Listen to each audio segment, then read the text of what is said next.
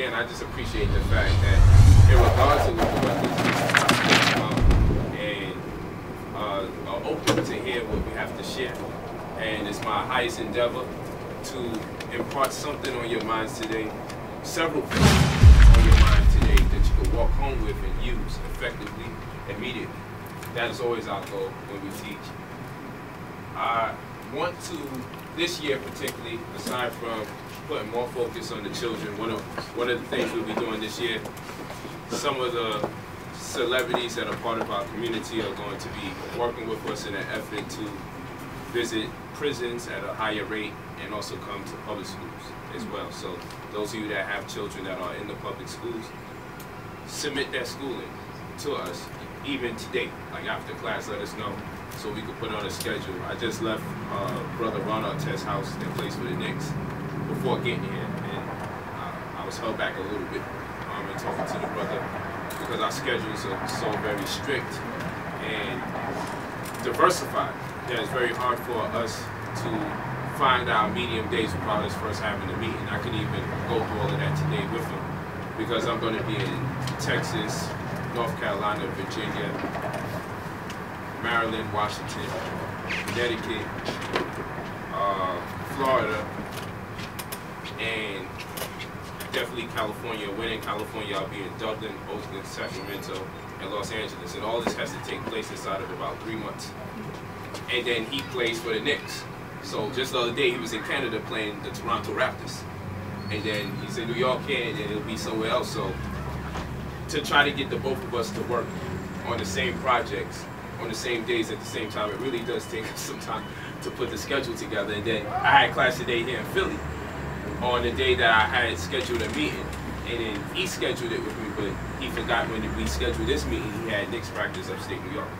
So I tried to wait it out till he got back, but by the time he came back, I absolutely had to leave. So that's what's going on, but that meeting is specifically for visiting prisons and public schools.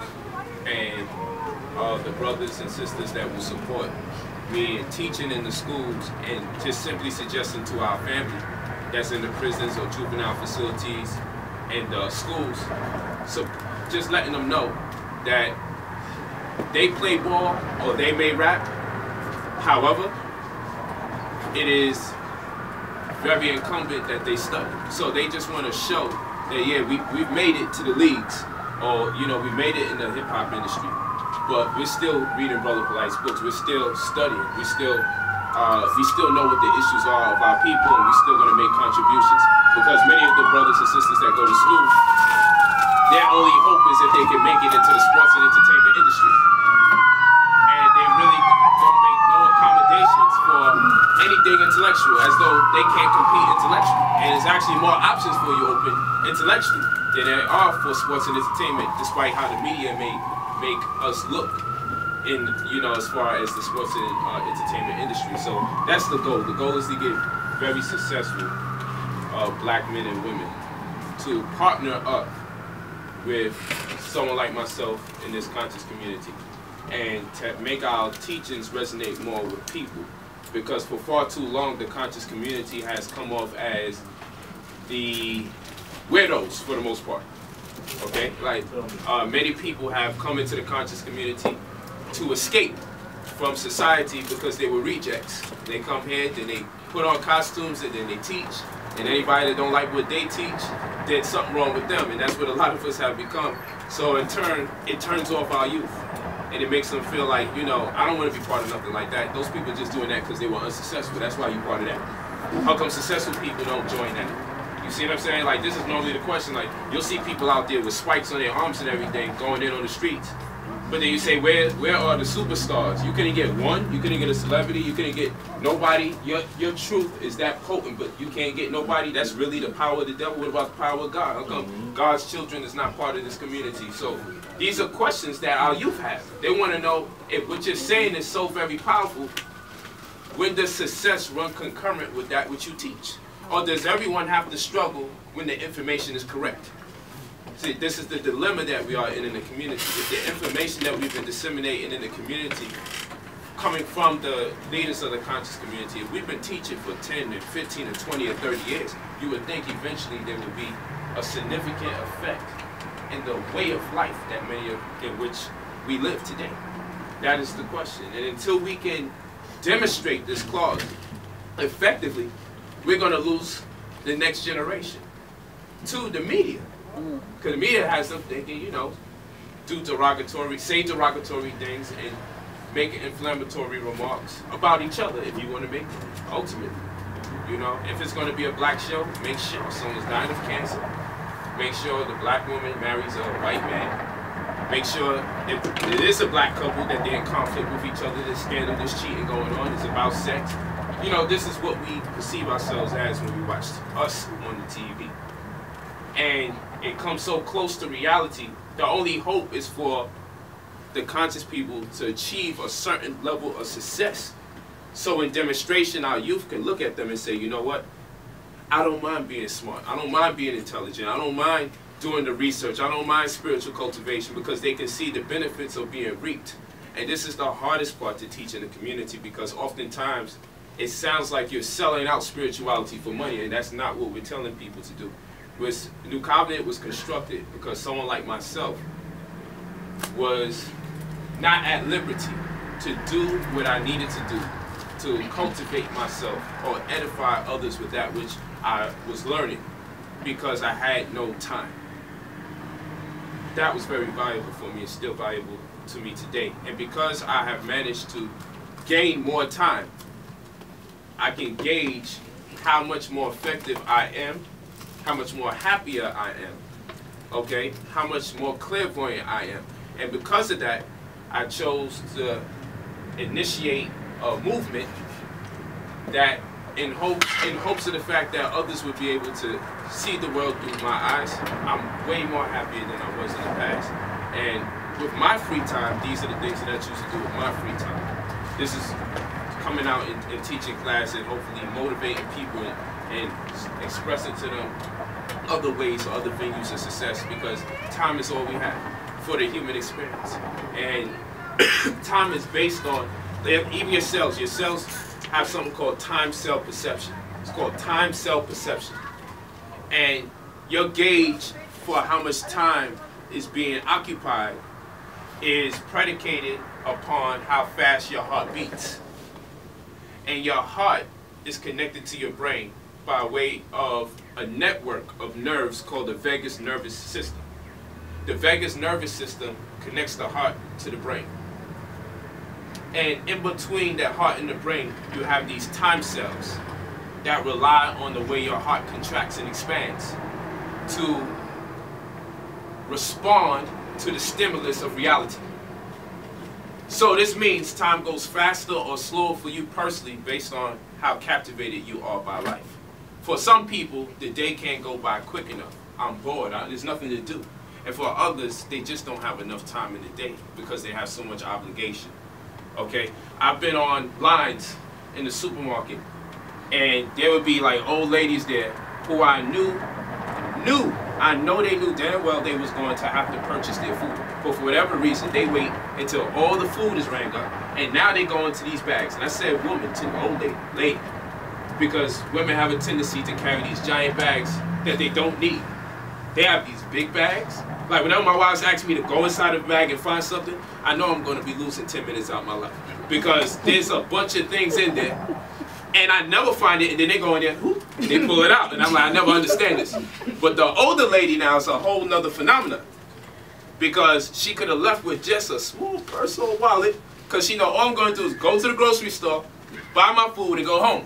But they insist on taking this giant bag, like they must have army material and everything in case they get in a fight, whatever the reason is, they carry these giant bags, and I'm waiting online, and she's picking through it, because you know your woman's skills slow down when you get older. So the younger lady can carry that giant bag and she can weave right through there, in and out. But the older lady, she becomes like a man, and she don't know how to weave through that bag no more. So we had to actually wait there online for about 3-4 minutes. And that 3-4 minutes was like a horror film in line, because we're in a rush to do what we want to do. It changes the rate in which your heart is beating. It changes your perception. Yet, I'm the same dude that could have went to the club Get in there at 11 o'clock. Our clubs in New York are in there like 7. Get in there at 11 and leave there at 7 in the morning. Standing up for 8 hours. Didn't feel no weight. But the old lady, I want to attack her. That's time cell perception. I can stand there for 8 hours of my time. Happy and not fatigued. So long as I'm enjoying the human experience. And if I'm not enjoying the human experience, that 4 minutes would be equal to the 8 hours of fun that I had. 4 minutes would translate to 8 hours. And it'll actually impede on your age. It will cause you to age. When you get stressed out about not occupying the space of time that you need to do the things you want to do, it makes you older. It causes sugar to be created in your system. And the acronym is called AGE. It's called Advanced Glycation End. So you know I'm not making this stuff up. It's called AGE. Advanced Glycation End. And when you're frustrated about time and feeling like you're not going nowhere, or man, there's so much things I want to do, but I can't do it, you inadvertently start producing sugars that cause you to speed up your time. Causes you to age. And when you're happy about what you're doing, chances are you're smiling, which burns a lot of calories, or you're laughing, which burns even more calories. This is all true. This will bring about our unity. This will bring about an evolution in our health. This will bring about success. And one thing that everybody could identify with, world over, even of other races, but particularly our race, financial distress. Would it matter? Would it matter? It would not matter if you were considered successful in the media. You still have some level of financial distress if you don't have a certain level of knowledge in finance. The richest black folks now are still worried. I watched an episode of the rapper The Game, who sold millions of albums. And on his reality TV show, he's like telling his wife, I gotta travel out of state, baby. I can't work on this marriage. I still got 2 mortgages out there. So I'm like, what is this nigga doing with a mortgage? He sold millions of albums. He's rapping and really doing shows to make his money because the album, everybody's taking a piece of the money from the album. They really have to work. You know, in the hood, you want to rap, you think you escaping work. You get signed and you realize if you really want to make real money, you have to actually work up a sweat. You have to actually sweat. You have to actually stand up there and perform. Because that's where most of the money revenue is going to come in for you. And a couple other creative things if you build enough hype around yourself. Because they have this thing called an advance, which is a credit line. So we got to make it look like you're making money. And this is what's going to bring us back into this again. We got to sell everyone on the idea that this is what you need to do. And when you become part of us, you're going to be successful. The youth respond to that. So much so that I can make an album if I'm under the right label and I can tell you to eat chicken noodle soup with a soda on the side. And even though that's wild, reckless, and weird, with the right funding, I can get you all to eat it and drink it, despite your stomach aches. Yo, wait for my next album. I can turn around and start calling all the women out their name, which represents your mothers and your sisters. But they still will support me, my people. You know why? Because it looked like I'm successful. That's all that's about. So when you join, they say, here's your advance money. Spend it so it look like you've been making money. And rap like you've been making money.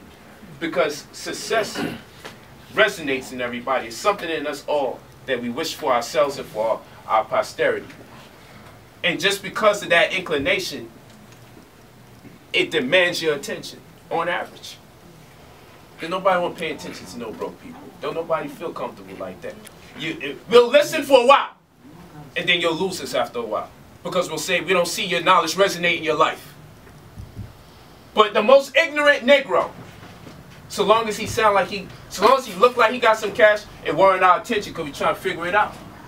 Because deep down inside, success is an issue with us in our community. It's stressful. Because you're working hard and you're not being compensated for what you're doing. But yet you're building somebody else's situation up. And it's stressful after a while. And it's an issue that needs to be addressed. And so long as it's not addressed, these other people will always captivate us and always get our youth to have a subtle or obvious inclination towards their message. Not the righteous. No matter how righteous you are. They want to see performance. They want to see the knowledge put to task. So I've learned we need a community where we make it everybody's responsibility to be successful in their mind's eye. Success is God. I know people like, what's God? It could be a number of things people say. Today I'm going to say success is God. And what I mean by that is this. No one has the right to tell you if you are not successful.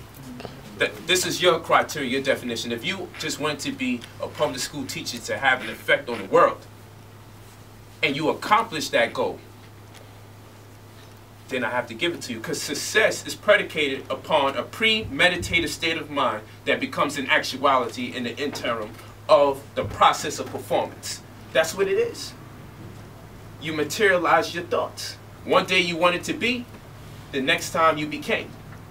How could I tell you you're not successful? This is what you had in your own mind's eye. So for God, when people say, man, you debating people about if the Bible's plagiarized and all that, I said, I'm not mad at the religious people. They're mad at me because they're insecurities. I know personally, God is a personal experience. No one has a right to try to mold your conceptions on. Because each one of us is going to relate to that which we feel is responsible for our creation a certain way. That's a personal experience. I couldn't tell you about your mother if I tried. Because you have a personal experience with your mother that no one can deny you of. And everyone can say, she's a whore, she's a prostitute, she's mean, she's a liar. But if you suckled from her nipple, you had a personal experience with her that no one else has. And it's only your right to decide what's the barometer to which end you run out of patience with your creator or your mother or your father or your God. So it's never incumbent for me to try to tell you, stop praying to that person, stop believing in that person. That's not my responsibility. The only thing that I've ever asked of my people is to give credit when it's due. That's all I ask. That's what I mean by plagiarize, not accrediting others for their influence in your culture. That's what it is. Give credit where it's due. So if you are so ethnocentric that you believe all ideas and customs and traditions only came from your people, and you don't think you picked up somebody's dish, you don't think you picked up someone's clothes, you don't think you picked up some adjustments or made modifications in your language because of where you was at, that's called cultural diffusion. That's going to take place inevitably. When all the good things that you have that make you you only came from you and your God, that's when I say we've lost our minds. Because everyone influences everybody. And then my next thing is, if you were influenced by someone else's culture and it's a part of your culture today, then God cannot belong to you or be holding to you exclusively as a people. Because then now we're being ignorant. Because if that was the case, you would not need the influence of other people to bring you about to where you're at today.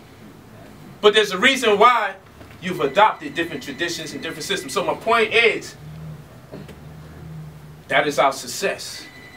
That is, you know, things go good, we say, thank God. Things go bad, it's the devil.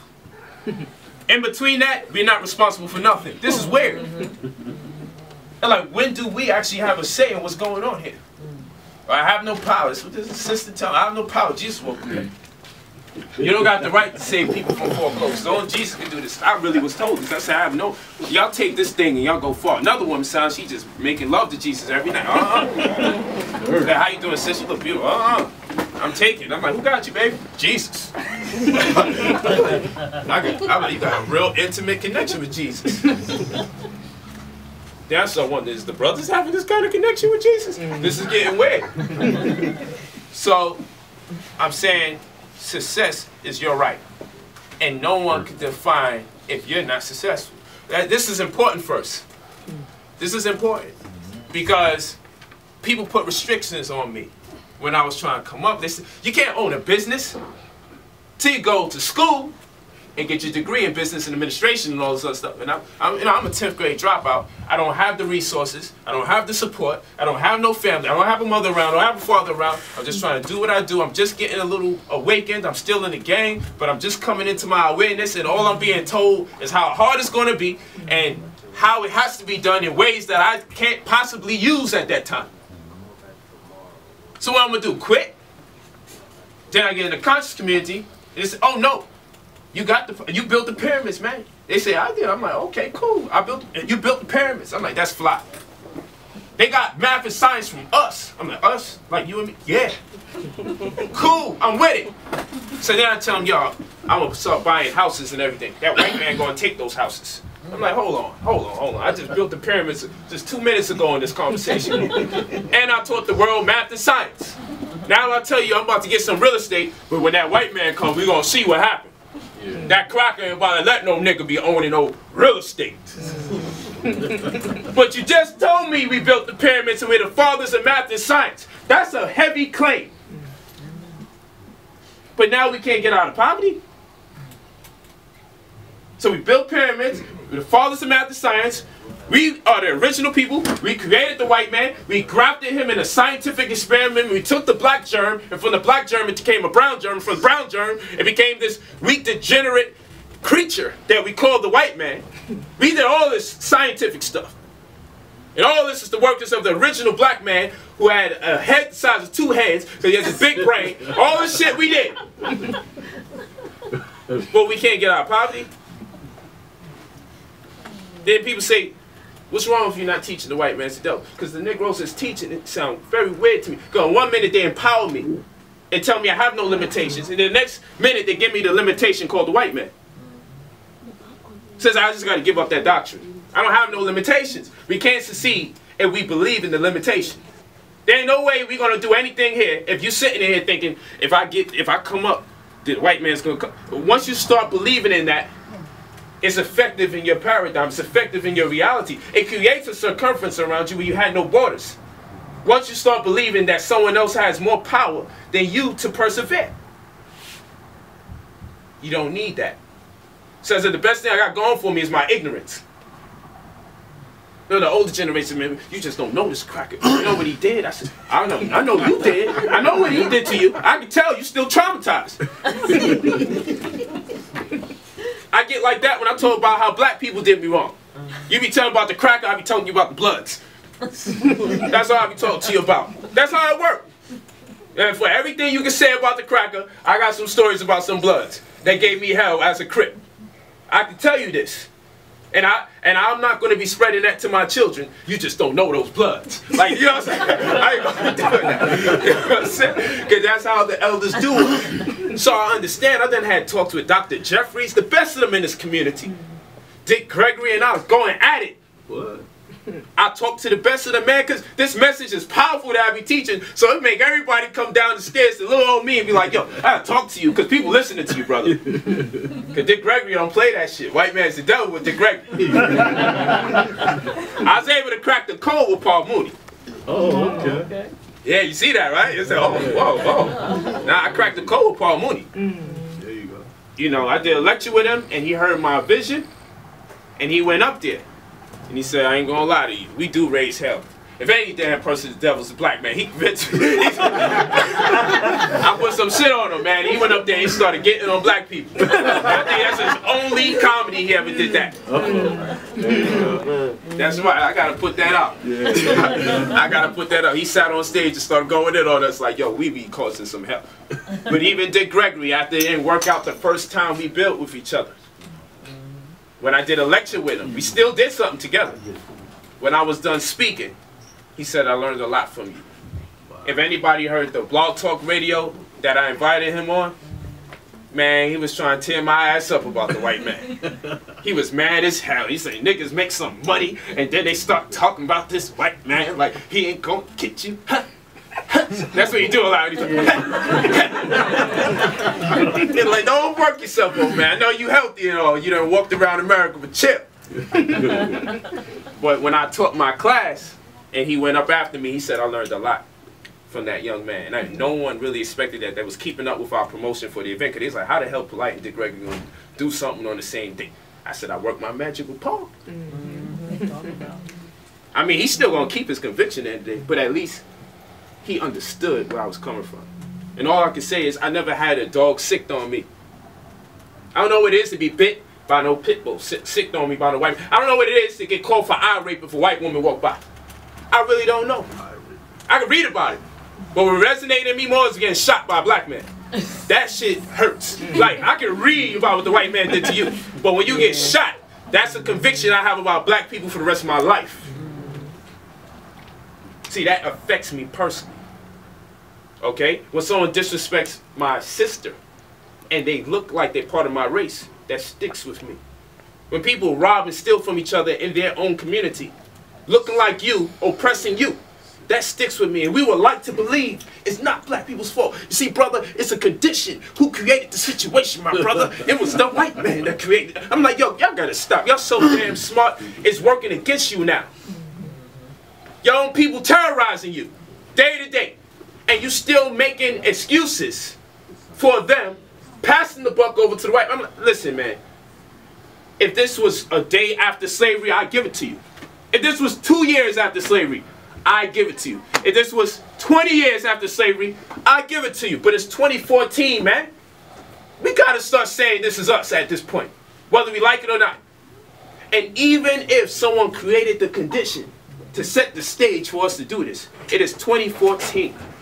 Hundreds of years after the fact. If we, again, if you're going to teach that we are great, we are brilliant, they like, yo, dark matter is melanin. Melanin is conscious. We start making some extra shit up about melanin. We good for that in this community. You say melanin, you can say anything, so long as you're not disrespecting black people. This is how this thing works. So long as I say the white man, I mean, I'm doing a debate with the Israelites, and he's like, yo, but the white man's the devil. And he's like, yo, that's off the strength alone, I win. Like, so long as I'm saying what makes you feel good. It's like, come on, Polight don't teach the white man's the devil. Why y'all listening to this? I'm like, yo, it's deeper than this. This is weird. So I start seeing what's going on. So long as I tell you what you want to hear, you gonna call it a great lecture? So when I'm talking to the spiritualists and I say, yo, my spirituality is making money, people say, what's that about?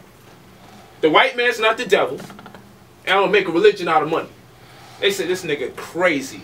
He lost his mind. I said, really? Let's go in a dictionary and look up the word spirituality. Let's go into any religious dictionary or Merriam-Webster's dictionary and look up the second or third meaning of spirituality. And it tells you the revenue generated by the church or the property acquired.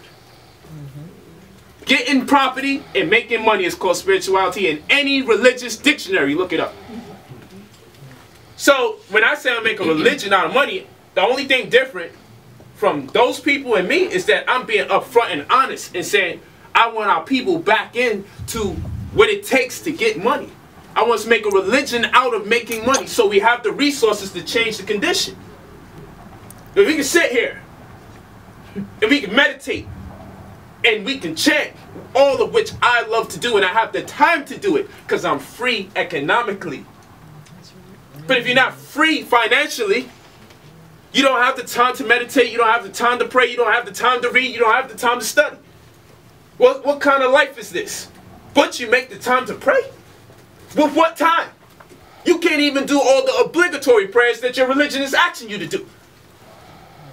I be seeing people by the falafel truck, making falafel 1 minute, and then on the damn dirty ground, with gum and spit there, throwing their rug there, and giving it up to Allah subhanahu wa ta'ala. I'm saying, this is disrespectful, man. If you don't have the free time, fall back. Allah will forgive you, man. Don't do this prostration on the damn dirty ground. I take my shoes off when I go in your mosque, but you can pray on the sidewalk in Philly. Think about it. People get mad. I'm like, why are we taking our shoes off when we go in the mosque if you can give it up on the sidewalk with gum and spit? Then what is this really about? We just making shit up as we go. That's how religion works, you know. Oh, God got to take 10% of my money to contribute to his church thing, right? You get it before I even get my check, right? Cool. How much donations did God get to create the planet Earth? But now he need donations, though.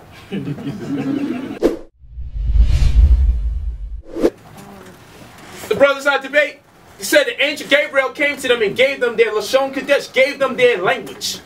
This is a different version of Hebrew altogether. And within the last 100 years, the angel Gabriel came and gave their leader this Hebrew. No problem.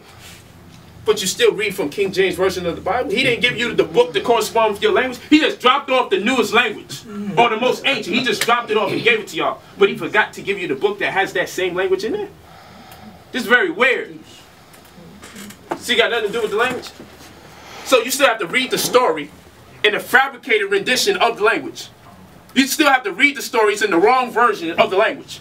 But he gave you the language. And then y'all didn't even take the language and say, well, let's make our own book now that we got the real language. No, you're still going to use this version by someone who's not even part of your community. This is all confusion. And people hate you when you start saying, man, you know what, I quit. And this is why the youth, and what people have to start doing, when you hear younger people upset with what you're saying, sometimes consider it. Because even if you're right, you have to ask, how come the youth is not getting it? That's what we're saying. Even if what you're saying is right, how come young people are not taking heed? Let me tell you, Most Honorable Elijah Muhammad. You say you love Most Honorable Elijah Muhammad, but he was a Muslim, brother. And I said, I also love Marcus Garvey. He was a Catholic. But what is the understanding? I know damn well Most Honorable Elijah Muhammad was not a Muslim. Muslims supposed to grow their breads, man. He's the complete opposite. Cut everything off. So what does this tell me? This is just one example. Muslims wear jalabias. More especially in the case it's supposed to be white. I don't know about all the other colors. In the scriptures, they wear white. Everything else is improv. Most Honorable Elijah Muhammad, bow ties and suits. He was a Muslim though? Christian Muslim. Like, listen. For me, I figure he was very wise and he was playing psychological warfare. He understood that that was a great medium of exchange for information with our community at that time. He knew our people needed discipline, and Islam is one of the most disciplined religions there are. He knew that's what we needed. We needed discipline. He needed a cloaking device for what he was doing, because in that day and time, you got to understand, black people just coming out of slavery. All they know is religion just coming out of slavery. You come with some shit outside of that, they was going to have a defense mechanism. Now look at us today. This is the conscious community. We don't like Christians, we don't like Muslims, we don't like Jews, we don't like nobody. So if I was to start coming and try to talk to my people in one of those religious organizations, we're not going to really create the same movement. It's not going to happen.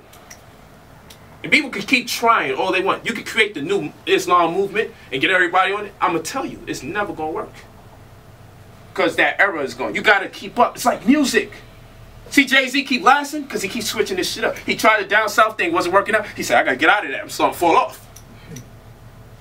But he keeps switching. His voice changes. The speed of his flow changes. He keeps switching up.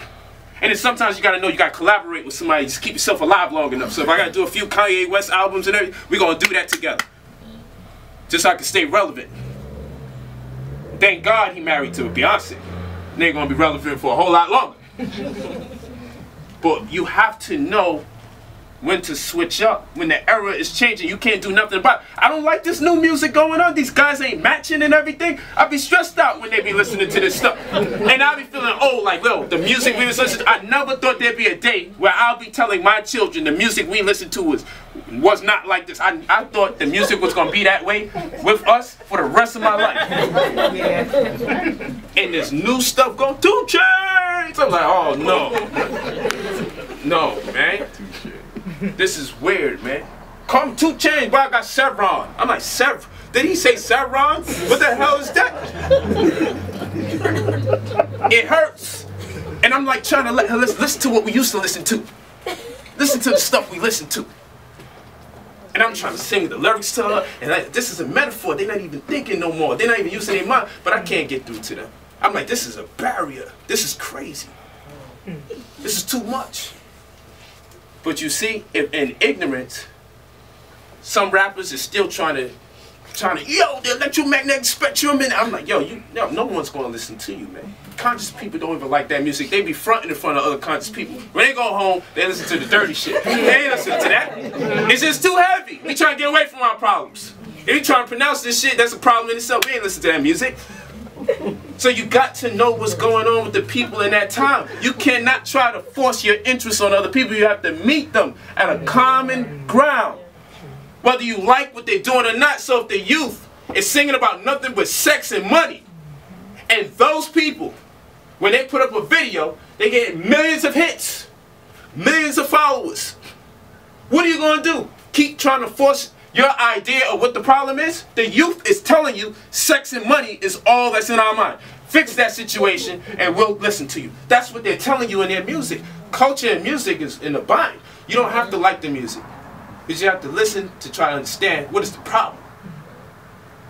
And they keep saying it over and over and over.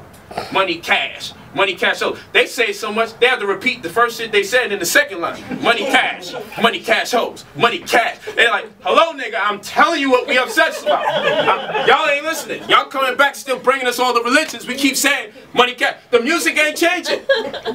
Cash this, cash that, money that, money that. Money over bitches, MOB. All they're saying is, I have problems with money and I have problems with women. So until we address those issues, and then one day somebody said, you know what, I'm starting to think that they got problems with money and women. They're like, nah, it ain't that, they need God, they need that. Listen, man, they do need spirituality, but we have to find a way to communicate the message in a way where it's packaged and conducive for their process of thought. Because the devil got this glittery lifestyle going on. He got them wearing the nice chains and the nice cars and everything. So in order for it to work, and people, Polight, you're showing your women off and you driving this nice car, you're talking about the cars you got. I got to do that. Because the people I'm communicating with. When I come and I talk to y'all, I can go over here and I'm going to do this and y'all going to feel this. Y'all going to feel this. But when it goes on YouTube, I got to also make sure they see some bling blingy action or something. You know, they gotta know that, you know what, we're not just in here just smart and unsuccessful. This is not cool no more. We have to make consciousness look successful. We don't have to sell our soul. We don't have to listen, I was driving to Chicago and I had a nice little red Tahoe. Red Tahoe. It's what I travel with. It's big. I got a big family. I'm polygynous and I got children. I teach class in Chicago. You know what they say to me? Yo, I put it down. I put some information out there. Yo, conscious people love it. It's a classic. But you know what the young brothers come and talk to me about in the circle? They're like, yo, we hear you though, but you got a red Tahoe. I'm like, for real? Like what about that? Like, y'all gave you 15 slides though. They were thorough. But they pulled me to the side. So I said, say it ain't so. So I talked to this brother named Montel out there. I said, yo, Montel, what's going on when I leave here? Well, the talk is like you sound fly, but you're not looking fly. I'm like, excuse me? I gotta look fly when I'm teaching? They're like, yo, them brothers right there. So I said, okay. So I come back to New York and I teach my class and I'm doing my thing. And I start talking to the brothers and sisters there. And I'm like, yo, how would it make you feel if I start coming to class and I just mix up some of what I'm wearing with some Pradas, or I wear a few foam posits or something? How'd it make you feel? They said, it made me feel a lot more comfortable. This is what the younger people told me. It made me feel more, it made me feel like we trust you. This is what they told me. Y'all may not know, I used to wear African garbs when I was teaching. Yeah. Those of you who know from like very beginning, I used to always have an African, long dashiki hair like to the knees. I was doing it, shea butter all over my face. I was Afrocentric, couldn't tell me shit. That's all you need, dashiki and shea butter. That's all you need, and you Afrocentric. You can judge everybody else now. You can get an Afro wig if you have to, just in case. I used to see niggas Afro overnight. Like, how you pull that off? Yesterday, you had a bang and everything. How that happen? So, I learned, and I got a consensus from the people that were listening, and it was like, yo, they just wanted me to meet halfway. Sometimes they couldn't even articulate the whole thing. I don't know, it just made me feel a little better. I feel like, you know, I could bring my girl, or they say my whiz, I could bring my wisdom. They say bring my whiz, maybe she listen, you know. Somehow, okay. Then I start hearing the keyword like cult. Like, what part of women teaches a cult? Because y'all don't act like normal people.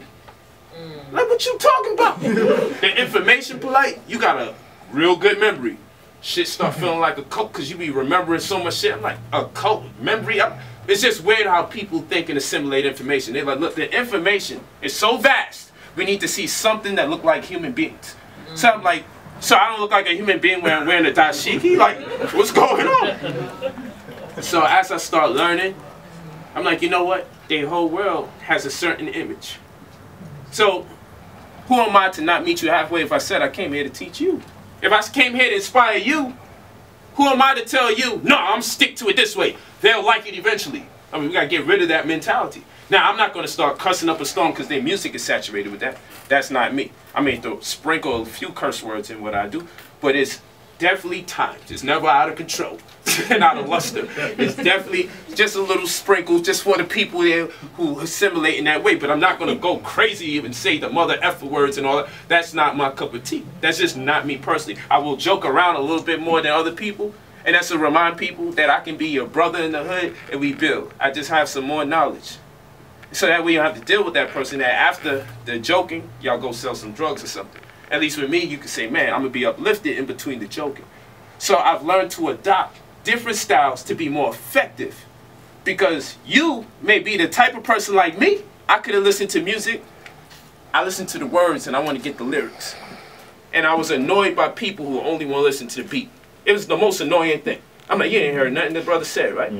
Yo, I like this song. I'm like, how is that song any good? I go do it today with younger people. And I call myself the young phenom, but they make me feel old. I'm sorry, I ain't trying to put no heat on you. They make me feel old. I'm like, I'm 30. You know what I'm saying? It's not making sense.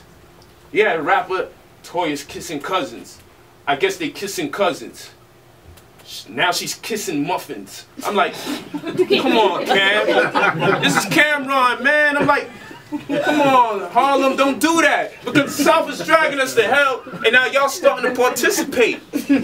Kissing muffins? I never heard that. Is this slang? Or is she really kissing muffins? Like, what are we doing? I don't know what's going on no more. So now I know why my grandmother used to look paranoid when she heard my music. Because the shit started making me paranoid. Like, when did this all start? You know what I'm saying? Like, when did niggas start kissing muffins? I started getting paranoid listening to the music.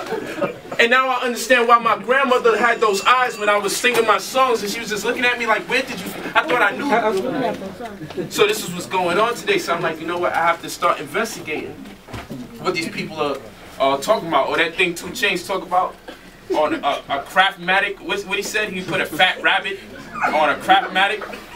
I'm like, is he just saying this shit because it rhymes? Like, did he say he'll put a rabbit on a bed that opens and closes? I didn't even know what a craftmatic was. I had to look this up. It's not craftmatic, it's craftmatic. It's a bed that opens and closes. I'm like, okay, so why is he putting a fat rabbit? Like, is a fat rabbit a euphemism for black women? Like, when did we start calling black women fat rabbits? Like, who's gonna put a fat rabbit on a craftmatic? And if it's an actual fat rabbit, where did he get the rabbit from? Like, and it's like, this is just the music. Why are you making us think about it? And I'm like, yo, hold on. We're not going to allow nobody to come in our black community and start putting fat rabbits on crack rabbits. We're not going to be doing this no more. We can't do this. We have to save our children from this stuff.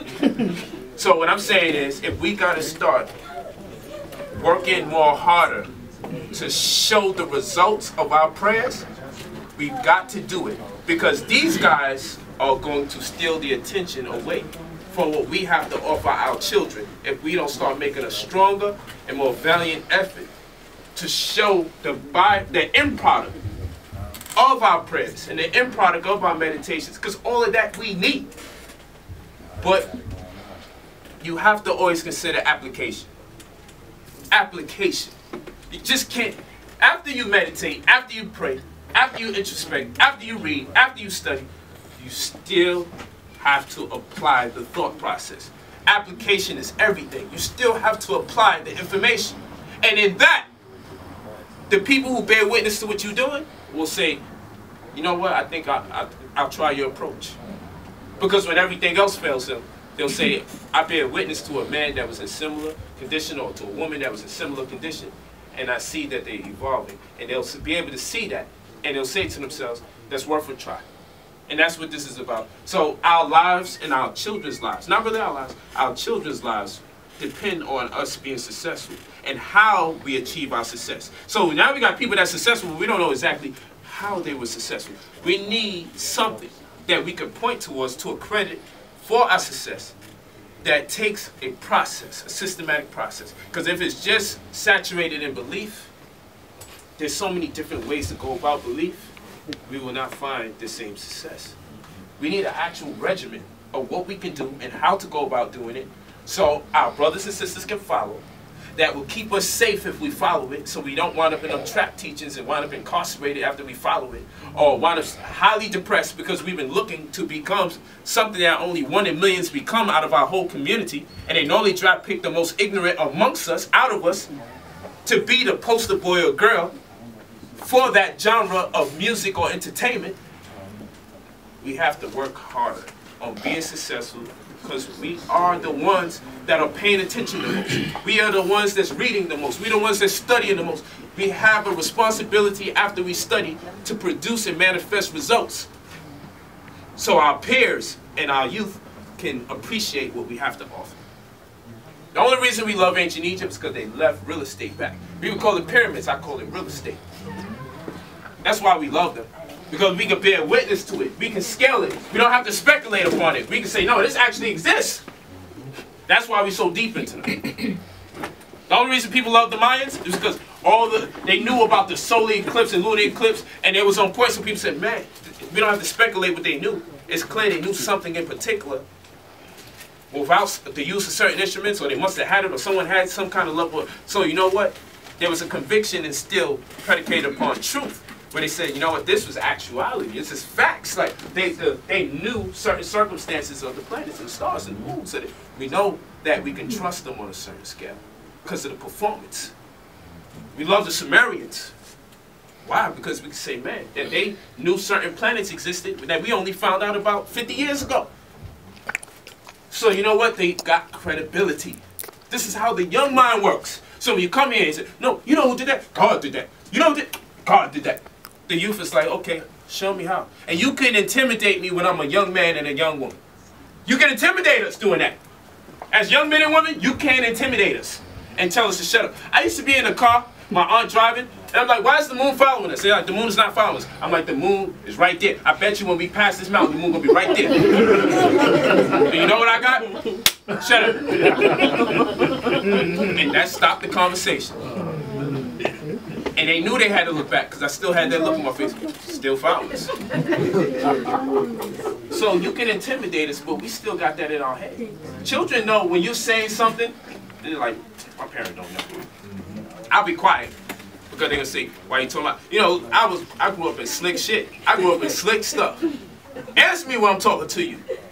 You talking back? I'm like, what kind of bipolar shit is this? You know what I'm saying? I'm like, you know, I'm like stuck. Whenever my pop left me at age 8, I was so confused. I used to be nervous like this. Like when children be looking like they don't know what to do, it's because they're so intimidated by the power of parent force that they just, after a while, second guess their own mental faculties and abilities, because they're so stressed and under duress as to don't want to say or do the wrong thing.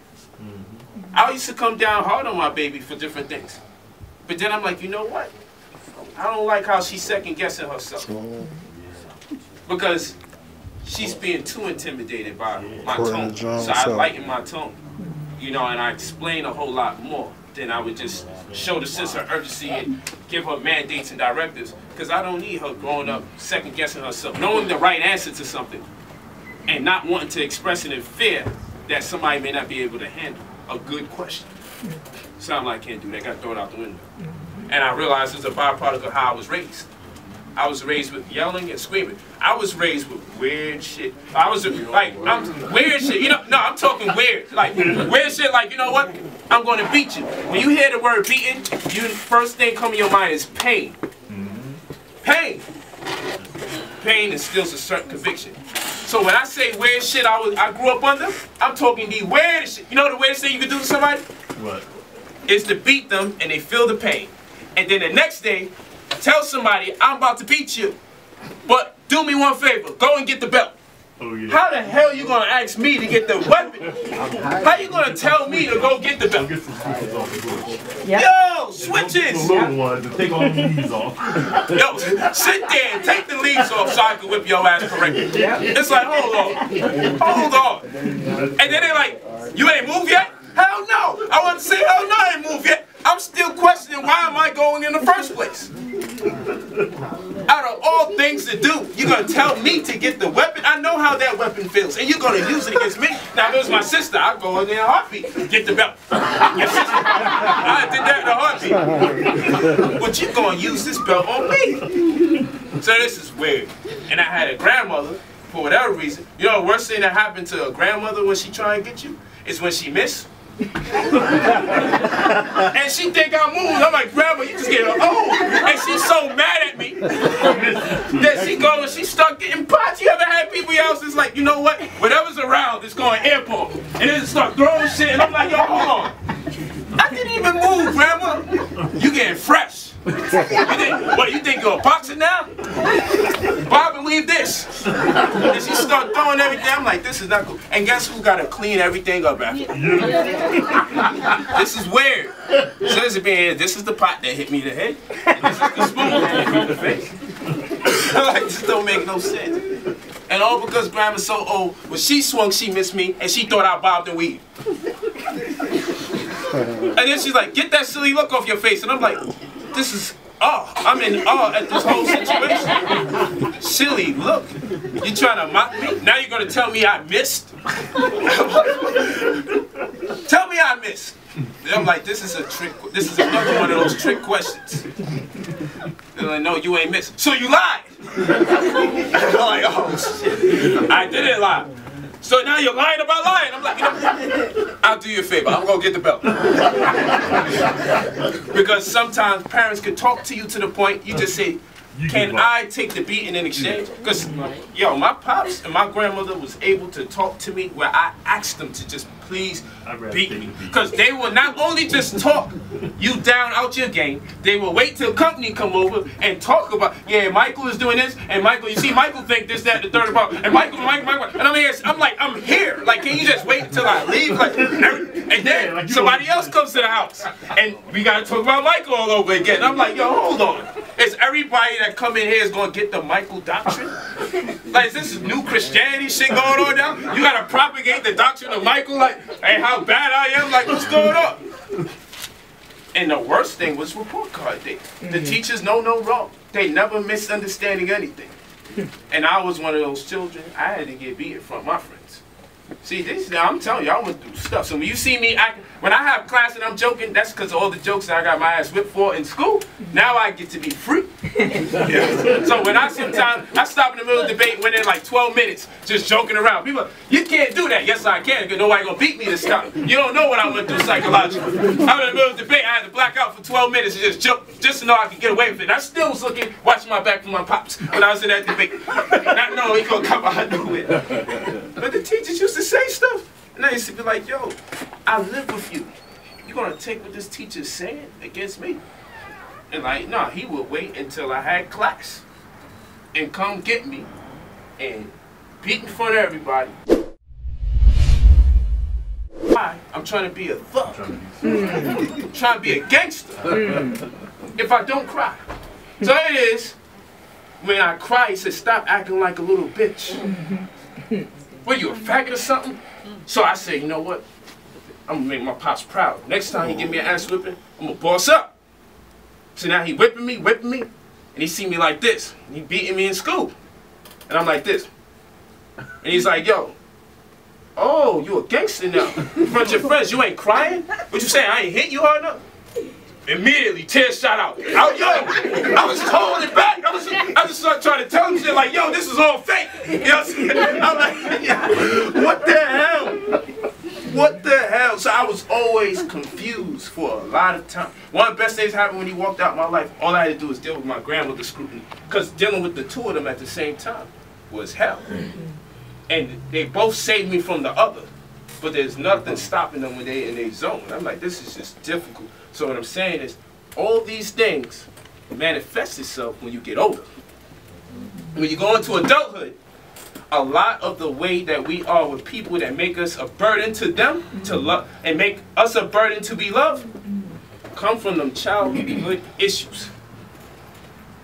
Because now we've managed to adopt or even maintain some of the inconsistent mental dispositions we have about ourselves and how we think and how we convey our messages. And it translates into very bad business. Inability to execute financially. And with that, trickles down and it distorts your health. It messes with your health, messes with your relationship. And that's why I said if we have to find one common issue in the community that we all can build with, because I will not be able to give you a law. Not everybody. There's a defense mechanism for some people. They're going to be like, man, I ain't dealing with that. I won't be able to give everybody Jesus. I won't be able to give everybody Yahweh or Yahweh Shai. But one thing you could damn near give every black person is some money. Financial literacy. That's right. You ain't gonna get much argument out of a person if you say, here's some here's $10. Yes, sir. I can find in a whole community people that will argue just for trying to give them spirituality. But those same people, if I came to them and said, here's $100 or even $5, they wouldn't even need to know nothing about you or who you pray to. They wouldn't give a hell. And if they knew who you prayed to, it still wouldn't stop them from taking your money. Because they can use it to help their family. They can use it to help themselves. So with that in mind, I realize we got to start talking about money more. Because you know what? We all can admit we ain't going to stop nobody from putting no money in our pocket. We're going to stop you from trying to give us some kind of God. But we ain't going to stop you from putting some money in our pocket. And the reason that is, with most of us, is because we need it. And what I'm telling you is about time self-perception. We need it to enjoy our lives. You don't need it because it makes you something. And I heard, yo, when you die, you're not going to go with the house and you ain't going to go with the money when you go to heaven. I know that's true. But you're going to leave a legacy here. You should leave a legacy. And someone comes after you. So I need to leave a house and some money here for my children because this is a debt wealth society. And debt wealth can only be eliminated at best when there's inherited wealth. And what I mean by debt wealth society is that you cannot get anything you want without first embracing debt. And I'm talking the major things in life. If you need a place to live, you have to embrace debt in the form of a mortgage. Mortgage, death, pledge. A pledge to pay until you die. That's what mortgage is. It's French. Mortgage, pledge, or death agreement. If I need to live somewhere, I have to sign that I am willing to take on a debt obligation. But that's a place to live. If I need an education, in most cases, if we need an education, we're going to have to sign a debt obligation. So we're talking about education and living. Two of the most prominent, most important things you can have in this world is knowledge and know-how and a place to live after you learn. And I need to get into a debt obligation. And if I need to travel back and forth, to and fro, because most of us can't get a job in our community, we have to go to downtown areas or something to get employed. I need to get into a financing agreement with the car company now. Debt obligation. So I need debt if I'm going to travel, and I need debt if I'm going to get a house, and I need debt if I'm going to get an education. And it's so bad that people figure they're going to die in these streets anyway, so why not fight the white man's war? Because at least I'll get a free education. I'd rather risk my life to get a watered-down education. Just because some benefits. Never mind the fact I might die in the process because it is a war. But what does that tell you about a person's community when they're willing to go to war for an education? It tells you they feel they're likely to die in their own damn community anyway. So this is a debt wealth society. They've made a commodity out of debt. Like it's corn or rice. This is their hustle debt. And the only way you can eliminate that is if you set up a structure for inherited wealth. Whereas the children that are born after you don't have to go through certain burdens that you went through initially, like buying a house. Hopefully it's one already paid off and they can live in it. A real family house by law is made up of 3 generations. And someone should see 2 generations of parents. It's the parents and the parents' parents and those initial parents' children. So 3 generations, that's called a family house. That's why a family house is supposed to be 3 floors. Or make accommodations for 3 families. But those 3 families are not just any 3 families, they're part of the same lineage. 3 generations. So when I go to Tony's Pizza and I see if Tony wants a day off, he don't really have to hire help. He let one of his sons come in there and just take on the task for the day. That's what Tony do. And his son know he can do whatever he want to do. But if ever he need a job, he can come and work in his father's spot. He don't have to actually go out there and trusting strangers to hopefully hire him. A situation was created for his child to survive and strive, irregardless of nobody else in this world except for embrace him. And I used to go to a Chinese food store. I was hurt and jealous because I see this little Chinese girl, child, taking my money. And I used to watch black people smile, oh, she's so cute. And I used to always feel there's nothing cute about this. It's not so much I was racist. It's the fact that I'm like, she already has a job waiting for her. And it was hard as hell when I was actually trying to get a job before I was hustling. I tried. You know what they told me? You need an ID. So I went to DMV. You know what they told me? I need an ID. And I said, y'all make the IDs. How I'm going to show y'all some ID? I need some identification. I came to y'all to get some identification so the people that's asking me for ID can get the ID they looking for. So then, here goes another catch-22. I'm in a quandary because now I need some money to get an ID. I try to get a job. Oh, you're going to need some money for uniform. I'm trying to get a job so I can get money. Like, this is the weirdest situation in the world at this point. You see, they think we just want to sell drugs. They think the woman just wants to prostitute. You actually try to do this the right way. And the job is telling you you need money for the job. Now I'm like, did anyone get the memo? Like, when niggas is trying to get hired, it's because they probably out of cash. You don't know what I had to do just to get here. I had to borrow money to get on the bus, to transfer to the train just to get there. And now I gotta come back empty-handed. I'm telling people when I get a job, I'm gonna pay you back. And you know, niggas, I ain't even get to the job interview before I got the call. So how's it working? Like for $10, man? How's it working? I'm like, okay, I see this. This is blood money now. I was just trying to get coffee. It's blood money. You calling me already. Now I gotta argue, man. In front of the guy I'm trying to get a job for. Man, it's blood money, man. Just $10, yo. I'm right here in front of my other potential boss and I gotta do all the nigga shit for him. And I mean, I'm sorry about that. So what you were saying, what I need money for, and it's like, yeah, right, we ain't hiring you now. So I gotta deal with the situation that I need money, and the job is telling me that I need money. Everyone wants to look at what's on my sneakers, what's on my feet part of me, what kind of clothes I got. When I was young and coming up, and women could kind of wear boy clothes, and I had an older sister, and Coogee was popping $400 sweaters. My sister was selling drugs, she was hustling. So I used to wear her sweaters. And I go to school feeling fly as shit, like killing them, standing in the hallway and everything, everybody supposed to go class. And the haters come out that live in my hood. That's not his Coogee, that's his sister.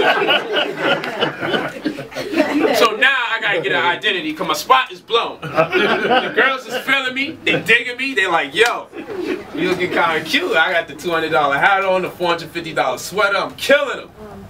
So when the girls is over there, ooh, what's your name? I like your sweater. I'm like, yeah. Then some hater come about. That's not his sweater, man. That's his sister's sweater. Big old muscular nigga with a full-blown beard don't belong in the school system. Hating on me. Hating on me, the young guy, man. So now I'm here like, I gotta hustle, man. I can't get a job. And my spot blown and wearing my sister clothes. Life this is the type of stuff that's going on in our children's mind. I got distracted from getting an education, man. I was going to school, staying in the lunchroom for 2-3 periods straight, because the guards let me do it, so I could stand up there and post up and show all my new clothes, especially on Easter. That's when we get money. You know what I'm saying? Grandma give you money, everybody. We act like we selling drugs, but grandma really giving us the money. You know what I'm saying? This is what we was into. The fashion show in school. Valentine's Day, you can't be without your girl. You had to have a girl. My life was always weird. It's Valentine's Day. I have a girl all through the year until Valentine's Day. And then I got to be stressed out coming to school because everybody got something going on. You know what I'm saying? Like, this is what bothers us. And just coming to school, I got to put my bag through a scanner. I feel like I'm going to an airport. Now I'm missing my first period class because I got to take off my belt because it's picking up a nickel in my pocket. I know what's going on. So I'm saying we have to see what our children going through to understand how to communicate with them, because they constantly in a state of warfare. Every time one of these white folks shoot somebody in their schools, they heighten the security in the black school. We are not doing that. We barely hit anyone we shooting at. Niggas be afraid to get shot back, so they be like, them white boys are strategic. Them niggas shoot a can off your head 5 miles away. Like, they ain't playing around. They heavily trained. They definitely trained. We don't know nothing, but niggas are still watching Tupac Moonshot and shoot guns sideways. Kick back, hitting the right in the shoulder, man. Like, we don't know what to do in no damn gun. We don't know what we doing, man. The guns is too big. One shot away, and after that, everything's missing. We shoot the shot, we think someone shot back at us. We not no gangsters, man. This is not what we do. That's not our lifestyle. If we were gangsters, we didn't kill the people who look like the slave masters. We're not as gangsters as we think we are. That's why I always tell people we gotta get more mental. Because all the stuff people do to us, we ain't killed nobody yet. We really ain't killed nobody yet. White folks is killing people like someone did something to them. You know what I'm saying? They a weird race of people. Like, they'll actually go around killing people. Like, the whole building gotta go. You know what I'm saying? Like, all y'all going. Everybody going. I'm like, and all because someone pushed you in the lockers. Like, the bully. You know what I'm saying? Like, we got jumped in school, man. Like, that's what happens. So I'm telling you, this is what the youth is thinking. So you cannot tell them who their oppressor is. You cannot. They used to be in school, your mama jokes and everything, but someone get too soft. You're going back and forth, but your joke is more special than their joke. Here we go. So what you want to do? Then it's a fight. Everybody fight, fight, fight. I wasn't the type really want to fight. I was the type that I had to get hit first. I'm not like that no more. I was the type, I don't want to fight. I'm scared as shit, but I'm just going to talk. I'm just going to talk. I'm just going to talk. And a nigga do that, and like, now I'm really going to fight. Because then I had to deal with the situation when I go home. These weren't the type of parents to say, oh no, Michael, fighting's not good. I had the type of people in my household, did you win? And I'm gonna go around, I'm gonna find out. Did you fight back? You know what? I don't like your attitude. I think something's fishy. You're going back to school. I'm like, why am I going to school? They're pushing me back. I'm like, school is over. No, you're going to school tomorrow. Hey, you're gonna earn a suspension. You ain't suspended yet? You lost. If you won, you'd have been suspended. You going to school tomorrow. And I'm like, yo, listen, this is a gang guy. This guy has friends that I don't have. You know what I'm saying? I'm like, I'm relatively smart. I don't have that much friends. This guy's gonna kill me. You know what I'm saying? His friends are gonna push me right into the battlefield. Punch him. And I'm like, I can't do it. Punch him. I'm like, Pop, can't do this. I'm gonna get your ass. You gonna get my ass. That's that go get the belt shit. All I had is a memory trigger. Flashback. Go get the belt. I see pots and pans coming from grandma. I'm like, oh man, I wailed on that boy's ass. I tore him up. And I feel bad. Cause I'm like, yo, I'm not going home getting beaten by my pops. I'm gonna have to take him out. That wasn't even fair what my pops did. So it's those type of situations we dealing with that when we get older, our innocence was stripped from us. Totally. And in between all this, guess what wasn't happening? We didn't have no financial edification. Look, we go to school. Pre-K, 1st, 2nd, 3rd, 5th, 6th, 7th, 8th, 9th, 10th, 11th, 12th. You would think we would have, in the subject, we have science, math, language, art, music, gym, no real estate for 12 years. We all got to find a place to live. But nobody thought for 1 minute that we should have real estate class like how we have math every year, like how we have English every year. You would think since we all need a place to live, we would get a real estate class. Closest to that, we might have economics. Might. But we really want to learn real estate? Oh, you're going to have $10,000 or more for a student loan in order to get to school so we can teach you how to stay alive. Because with all that we learn, all the math and science and language and the art and the music and the gym, this is not exactly going to give me a place to live. You know, maybe long term, but you're not teaching me nothing about the real estate market. You're not teaching me how to pick a right house. You're not telling me how to get the assess value. You're not telling me nothing about tax equalization ratio. You're not telling me nothing about tax deeds. You're not telling me nothing about tax liens. You're not telling me nothing about mortgage hypothecation. You're not telling me the distinction amongst a loan and a mortgage in general. You're not telling me nothing about an investment bank and then a commercial bank and the distinction amongst the two and how the commercial banks are servicing the loans for the investment bank. So you don't have a conditional interest on the property when you sign to get the property? No, we ain't learned none of this. So by the time somebody starts teaching it, it sounds all like another language, though it's English. It sounds very weird. He's talking mortgage hypothecation and all. People start looking at you, a surety and underwriter, like, what? This is English we speaking, but I don't know what you're talking about. When that happens, that means that someone has worked, they have made a concerted effort to make sure you don't know. So they can be the masters of your reality. So to have us in school and don't teach health class is not part. You might have had home ec, and they made you make a very acidic pizza. Might have had home economics. Might. And you don't get that till later on. You don't get that every year like you get math, science, language, and reading. But don't you think since we have to feed ourselves every day, we should have health every year we go to school? And don't you think since we have to live somewhere every day, because you're going to send child services to my house if you find out I'm homeless, don't you think we should have real estate and health every single time we go to school like we have math and science? This is common sense. But if no one's teaching it to us, we have to make sure we teach it amongst each other and to ourselves. We cannot rely on them. So when you say, what's the dysfunction about? Those are dysfunctions. Our health and our finance. Health and finance are dysfunctions. And one offsets the other. So when finance goes out the window, your health goes out the window. Let your money not be right and see how irritable you become. Let other people's money not be right. Start hating. You don't got the right to walk in your community looking nicer than everybody. They insulted. They think you're trying to disrespect me. See, we is the house niggas. All that means is that the niggas in the projects lived across the street and my grandmother had a house. Before I stepped up and started living in the projects, because it was a dream, I got to get in the projects. You know what I'm saying? Because this is how they got us. The house niggas always had to have help from the projects. Niggas. We would call the house niggas. And we had to feel ashamed that when we went to school, I don't live in no house. I live in a small apartment just like you. No, I got rats and roaches and everything. I had no rats and roaches. Grandma wouldn't allow it. I had to keep that place clean when Grandma came home. Not a joke. I had all 3 floors. I wanted to live in the project so I wouldn't have so much mass to cover the clean.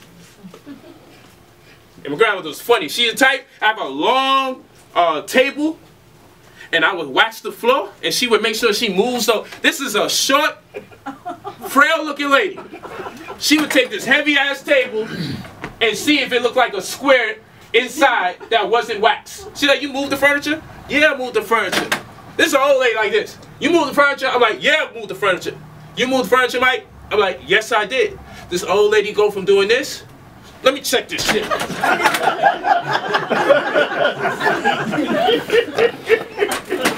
You know what she do next? I know. Now I go get the weapon. So I'm like, I had to work, but that instilled something in me. Because now I'm like that with my house. Those are the good things Grandma put in me, though. Because I associate pain to not cleaning. Like, that's what happens in my head. Like, every time I don't see something clean, Grandma, that thing registers. So that kind of beating was good for me. Because if I didn't want to be beat, I would just simply clean the house. And I was a more intelligent child than my sister. She always had to be beat. Me? I didn't like the pain, and I stopped that kind of crime. That's how I go. She's hard-headed. She would try to get away with it over and over again. Her and I is like night and day. She's like, you just submit too quick. I don't like the pain. I just don't like it. And I don't like all the pressure. I like to know she come in the house, no pressure. I did everything I had to do. Though she always found something wrong. She's found the windows now. I'm like, since when I'm doing the windows? Look at this. I'm like, you just find stuff, yo. Like, I did everything. I'm like, look. I'm asking you to check everything. You still find something wrong. So that's what it was. I open up more than one soda. Rat. You got to finish one soda at a time. So I'm like, why are you buying 3 and put it in the fridge? If I see 3, I'm gonna try every one of the 3. That's how I do. Who opened up all 3 sodas? Now the sodas is flat. You know what I'm saying? Ginger ale take like juice now. I'm like, yeah. I'm sorry. Sometimes that stuff be going on, man. I feel like I was in a war, but I would get to this. And it's not about materialism. That's why I explain to people. I understand what they're talking about. They want to make sure, because people have been talking for years in this consciousness. So much so that you watch movies and the movies make fun of us. The smart man, he's always the real deep one, and he's always a joke in the movie. You know why? Because conscious people have become a joke because they don't materialize their conceptions. They just talk metaphysics, and they talk about dark matter, and they talk about melanin and the mighty womb and all this other stuff, and they'll get you into this for like 5-6 years of your life until your wife leave you because you ain't making no money, and you over here consuming your time and spending all your money to hear from all these smart people that's broke. When it hurt my heart when I started doing lectures to find out that most of the people that I'm listening to have jobs. I always thought that the lecturers don't have a job. That was their job. It killed me to find out these dudes is carpenters and security. Security, it's the most demeaning job for somebody who's teaching about metaphysics. Now, if you do it and that's what you do, cool. But I felt bad to know that I was sitting in your lecture and you had canceled. You cut the class short, not because you had to get out, because the venue wanted you out, but because you was trying to make it to work. That hurt me. And I'm not knocking nobody who's teaching got a job. You got the right to teach and have a job. I'm just saying I was hurt because I invested my time and my money, my energy into you, only to realize you were somebody's security guard watching the plantation. I could have dealt with you if you you making 200 grand a year from your profession. Yeah, I ain't quit my job for no conscious community. I can hear you. But it hurt me to know that a lot of my brothers still was on the clock. My wife, let me tell you, Black Panther, can't stand this goddamn crap. He up there got his beret on. He looked like he got grenade and rocket launchers the way his clothes look. You know how they do. The boots is tied up, damn near all the way up here, almost like a hooker or some shit. You know what I'm saying? So I'm here like, he got his thug motivated. Where did we see him? I'm in that. Ask my wife, where did we see him? This one I just got conscious. What food franchise did we... Go see McDonald's, man. What's the McDonald's? It's a little higher. What food franchise did we see this brother? Serving food. Black Panther, serving the food, man. Come on, man. I know you have to remember, because I came to his lecture at the Black Theater. I won't mention his name, but the dude was taking orders from white folks. Oh, okay. And looking gay as can be, serving this food. Come on, man. I don't want to say it. You got to know the food franchise, man. We were young, man.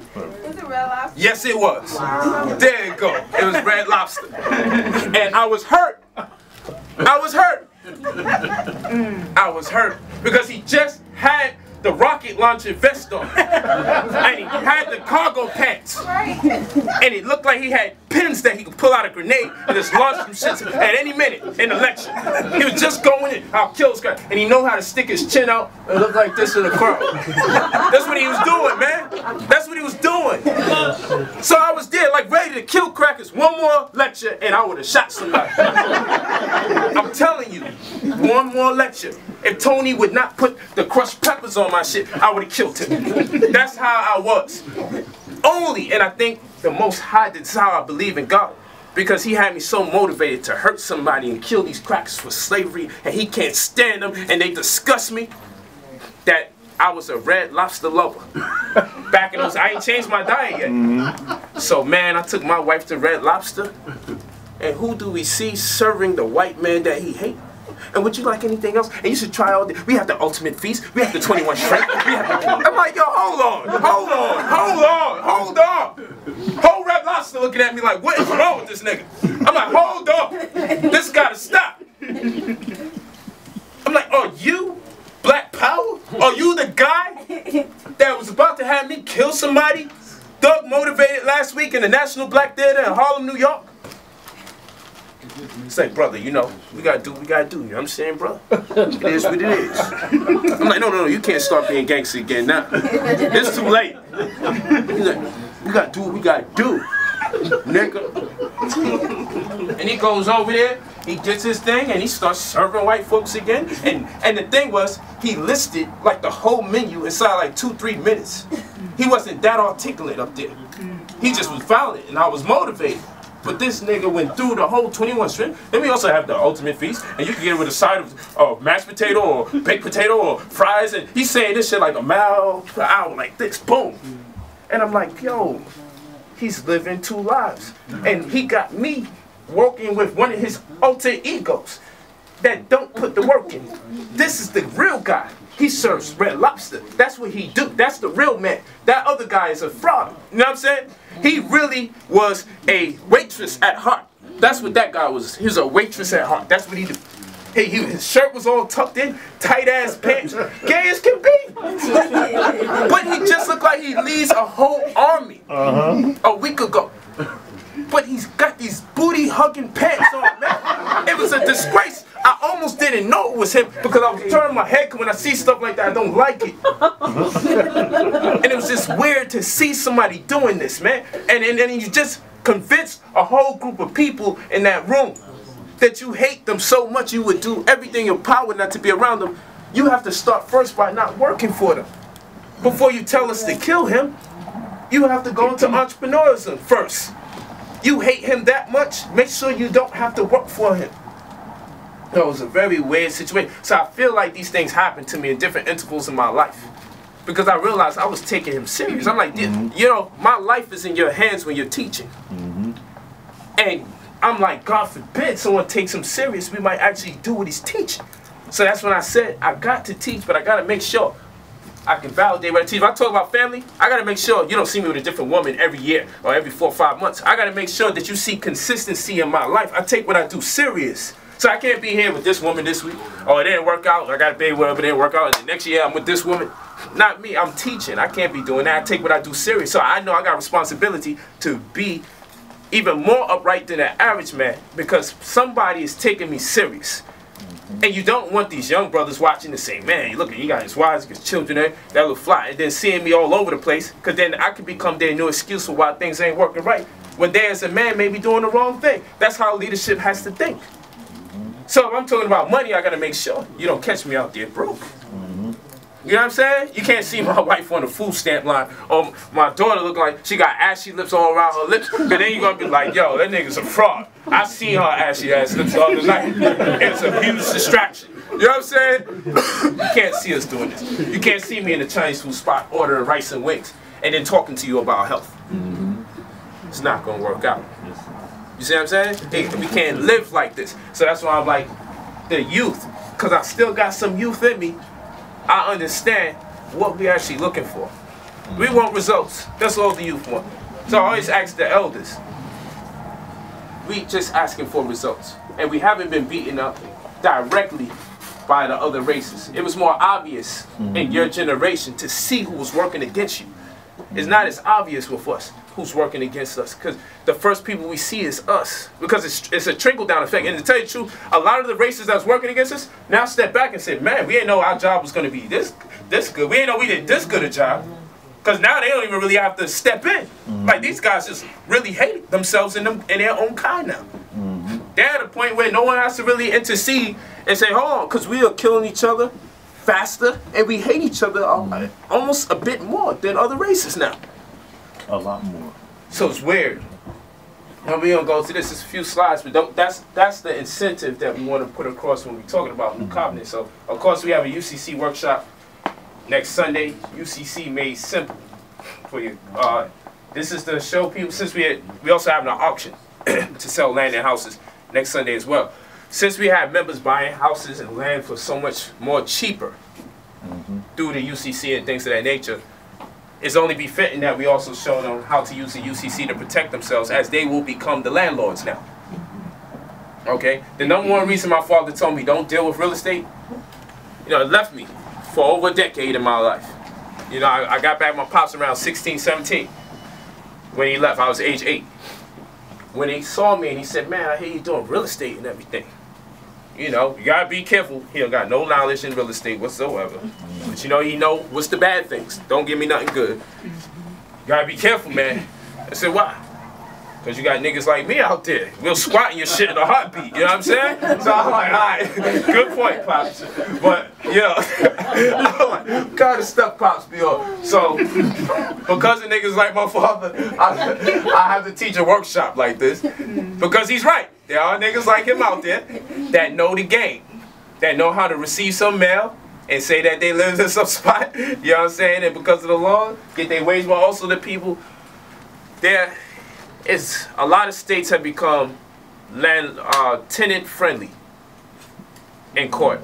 And that's not because they care about the tenants. It's easier for probate actions. It's easier for them to foreclose. It's easier for them to manipulate the situation. Kind of like child support. It's easier to destroy the black family by being a bit more one-sided and siding with the mother more. Now, when people say, man, because I get burnt, because I say I believe in child support, and people are like, what? And I'm like, yo, just hear me out. Just hear me out. I wish we were implementing it ourselves. But unfortunately, if you don't have that there's going to be a lot of children getting absolutely nothing from brothers still making more babies. See, if you put a law into place, we're going to lock you up if you make another baby after the baby you can't take care of.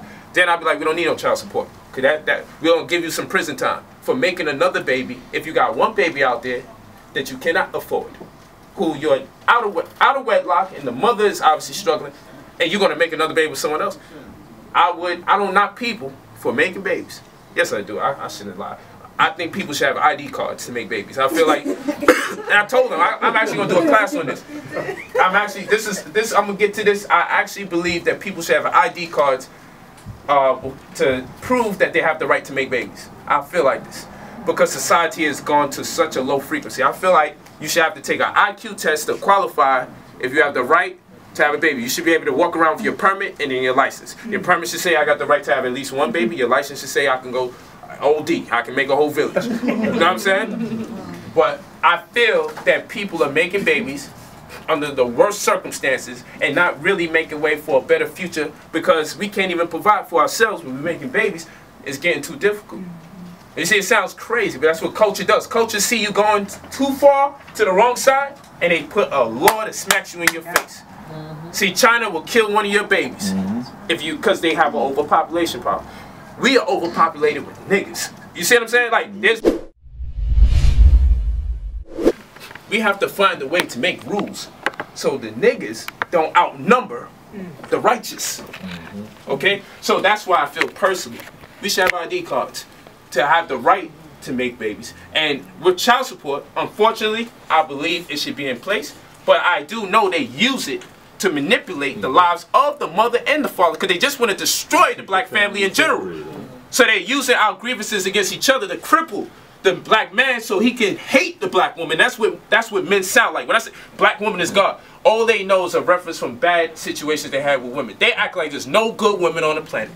They act like you find the best woman on the planet, she's the devil. This is what I gotta deal with all the time. I'm like, y'all sound like hurt men. Y'all sound like men that some woman had your heart and crushed it, and you never got over it.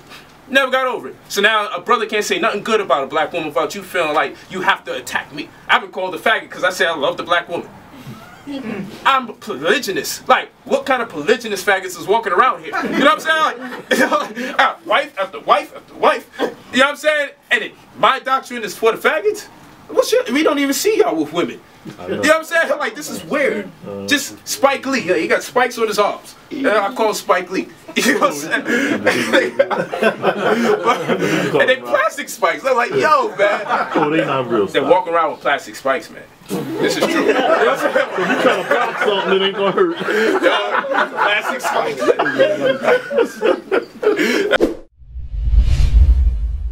Now, people still making more babies than they can handle. And I know, I tell the woman to open her legs, but no, I'm the brother that I'm a man. Like, so I'm not going to be here accusing the woman. I'm a man, so I got to hold accountability to myself. I'm going to talk to the men about that. I ain't going to talk to no woman. My wives can talk to the females about, oh, keep your legs closed. They can do that, they women. But as a man, I'm not supposed to be attacking no woman for where she may go wrong or be at fault when I am part of the equation as a man. I gotta hold myself accountable for my own actions, like she should. So before I go and point the finger at some female, as a man, I'm going to tell myself as a man, I am responsible for the situation. So when I talk about bringing our community to a full-blown point of liberation, I hear more complaining about what black women won't do. And, oh, she getting the job from the white man. And I'm like, yo, you jealous of black women. Like, you just jealous. What's she supposed to do? You righteous and you broke. So now she get a job from the white man and she's supposed to be broke with you in the name of her love? She got children she got to take care of. What do you want her to do? You know what I'm saying? Just suffer and wait for someone to come? Because y'all keep saying the end is coming there. Like, they've been saying the end is coming there since I've been conscious. Like, it ain't happened yet. They've been telling me the Illuminati gonna have one world currency. I seen these DVDs. Y'all seen these DVDs. One world government, one paper dollar for everybody. And it ain't happened yet. And every time 2012, the world was supposed to end. It ain't happened yet. We just be sitting here waiting. And every time they make these errors, we just chill. Last people at debate, I pulled out the tape in 1999 when they said the world's gonna end. We on like day 167 left, and yeah, the world's gonna end. Happy as hell. Like, what kind of, that's just tell you we crazy. Who would celebrate? The world's about to end. Like, if you really feel like that, you should have killed yourself a long time ago. Like, why are you waiting for the day it was supposed to go down? Kill yourself if you mad. But it never happened. And we still go on. They just change the name of their community and keep prophesying. This is insanity. So, preparation is key. So we're going to be doing a UCC Made Simple workshop. Because we are turning our community back into property owners. Landlord is a word, very significant. You putting the word Lord on something. That's a word that is synonymous with God. Whether we realize it or not, we are stigmatized by this reality. So we're seeing white folks as our God, because most of the time they are our landlord. Or Asians. Or Hindus. It surely ain't black people in most cases. Okay? Because we are the least likely to own a property and most likely to lose it. How do we lead in both statistics? This is horrible. Least likely to get it, and then if you do get it, most likely to lose it. Department of Commerce statistics. So, that being the case, we don't want you to just get the property. Now you got it for cheap and everything. We're showing you here, as a tenant, how to protect yourself using the UCC. And as a landlord, how to protect yourself using the UCC. Because tenants understand, well, you know, even if you kick me out, I have like 3 more months. Don't have to pay it either. Or 6 more months. So I could probably stretch this out a year because I'm going to use that pipe that bust and they're going to get at me. I'm going to say, I was like, oh man, the right type of tenant knows how to celebrate no heat. They act angry, but they celebrate inside because they're like, yo, I could use this against your ass. That's what they thinking in their head. So you got to be able to protect yourself from that kind of stuff. We don't want you to own property and then it don't work out the right way. Okay, so we having our auction, so we selling property as well next week, Sunday, land and houses. Properties assessed for assessed value $60,000, $100,000, but people will be buying it for like 3, 4 grand, 5 grand. So either they sell it back or they rent it out, put out a HELOC. That's what we do. We use this UCC process, not just UCC1 obviously, as part of the exponent for us to be able to do it in the first place. So we're going to be teaching on this next week, Sunday, January 26th in Harlem, National Black Theater. And we go to the next one. Also, how to get rid of debt and how to use the UCC to eliminate debt or circumvent a lot of the clauses that relate to the debt, so you don't have to be obligated to the whole debt. So that it's going to be a strict workshop. Go ahead, brother. Does that have anything to do with, in terms of us being sovereign, organic beings, yes, and the birth certificate and how? We won't deal with the birth certificate on that particular day, but it does pertain to sovereignty. But I always like to express what people have identified as status correction as we the people that really popularize the word status correction, the term, or what they identify as sovereignty. Please by no means make any presumptuous claim that when we say sovereignty, we mean it in a way that other people mean it. We mean it based on its legal pretense. Yeah. Owning property, your land becomes a crown. In law, when you own property without a conditional interest, stipulating that no third party has the right to take it in the name of a foreclosure or any other stipulation of debt, that's when your property by law is considered a crown. And who wears the crown? The sovereign wears the crown, or the king or the queen wears the crown. When you own a property without a conditional interest, because according to the laws that govern secure transactions via the UCC Uniform Commercial Code, UCC 9-105 in parentheses D, it tells you that a debtor can only conditionally own property. When you diffuse the conditional interest, you diffuse the presumption of the item sonance.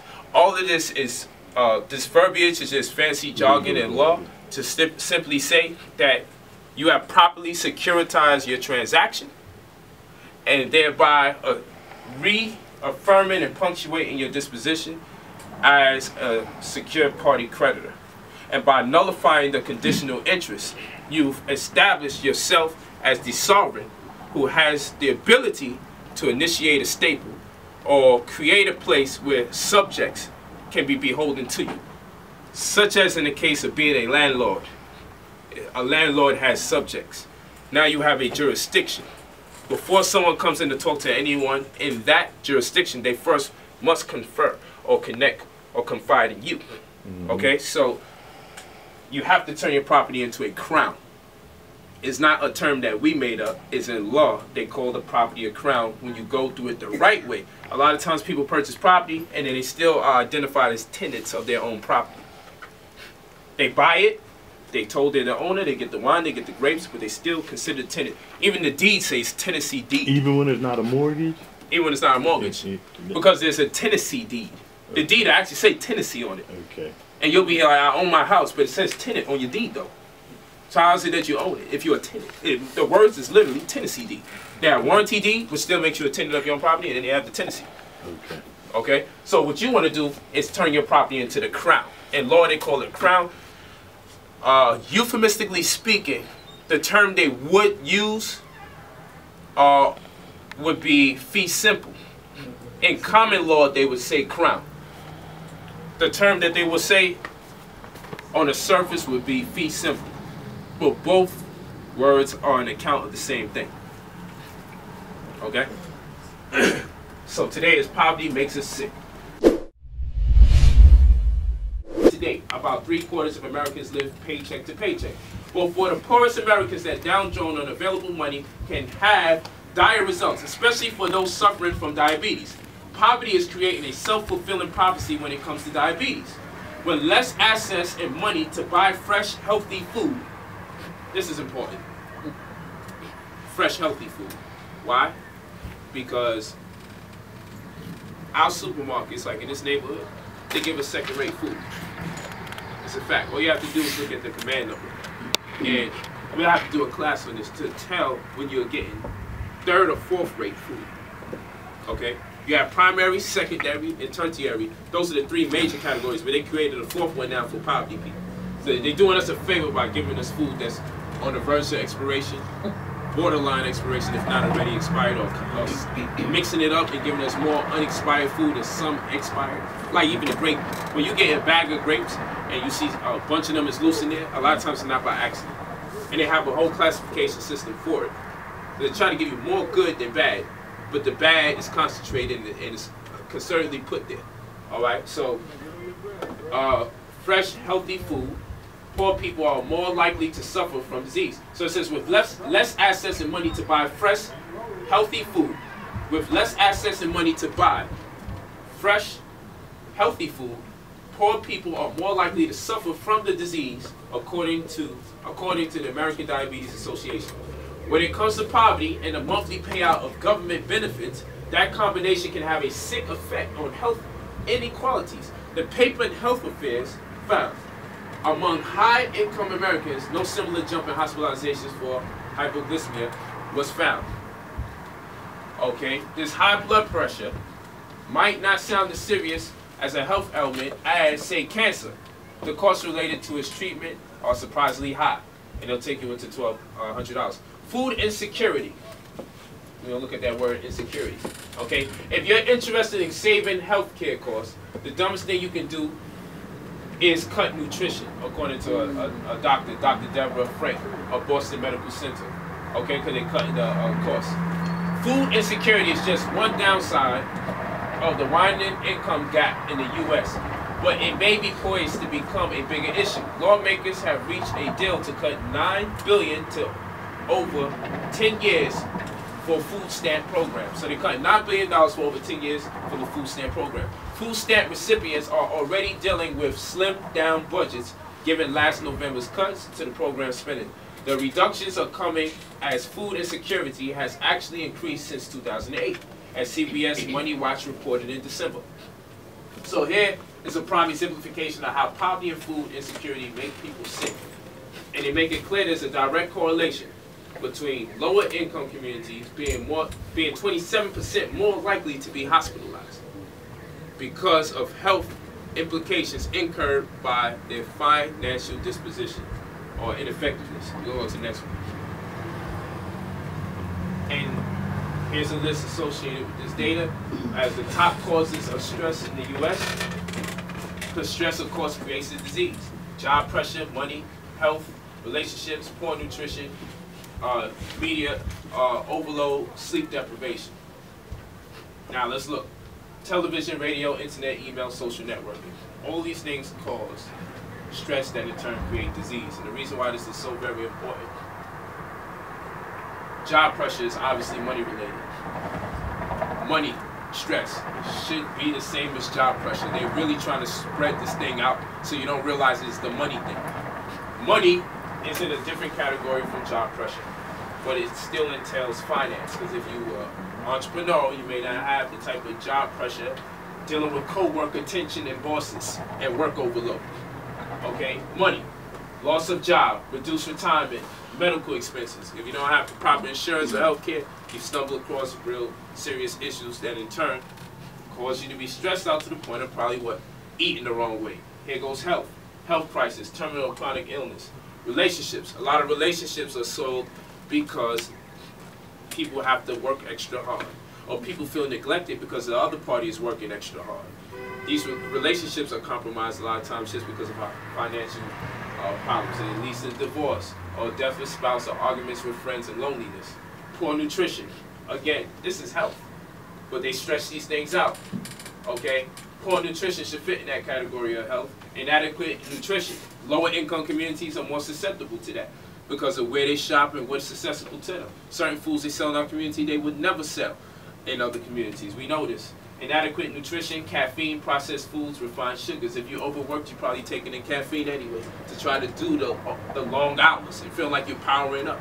Or you're getting your Red Bulls. Well, all these are drugs, and it distorts your health, but this is created because you're over here trying to work to the shred of the rock. Media overload. Television, probably up late night watching 2 in the morning for these white folks to beat you in the head with their paid programming shows, telling you that they made it rich and you can make it rich too, and then next thing you know, you're selling all sorts of beauty supply products and making little to nothing in hopes that you can get that pink Mary Kay car, but it never happens. So, television, radio, internet, email, social networking, all of this is because of money again. Sleep deprivation. Okay, you probably losing sleep because you overload, because your work overload.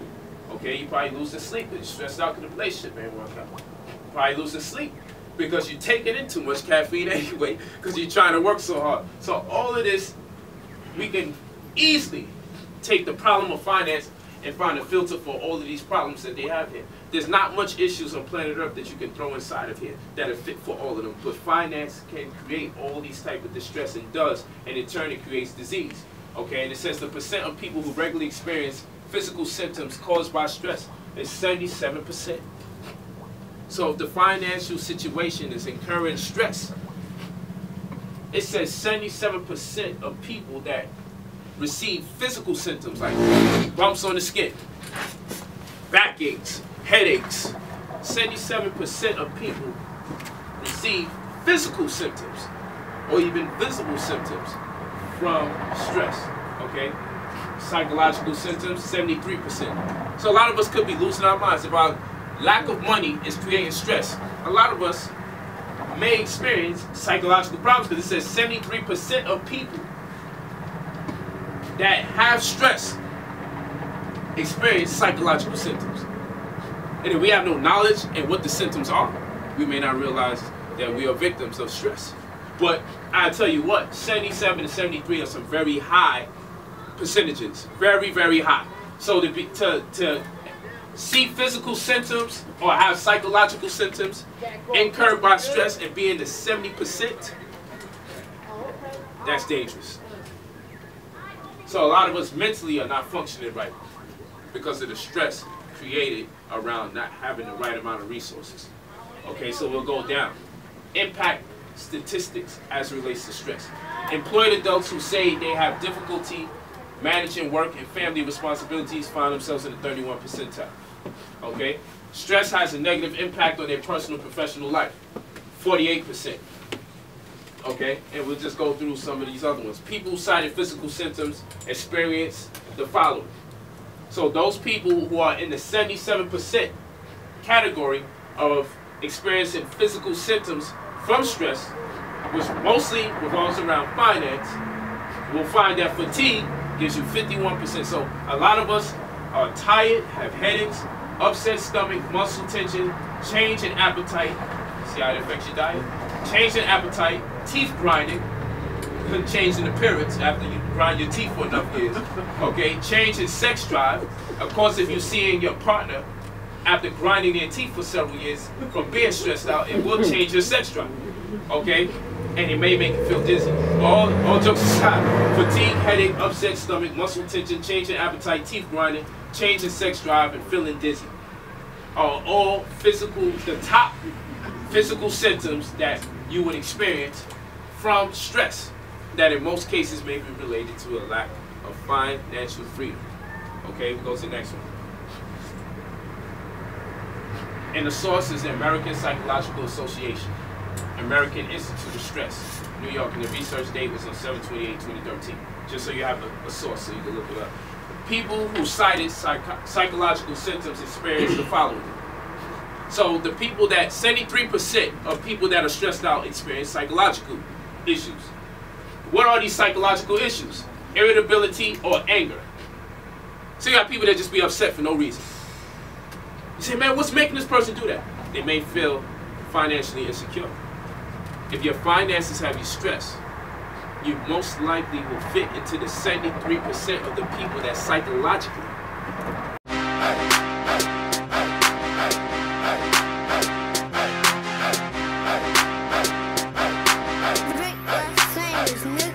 Right off the Barnary sub-stop, Philadelphia, PA.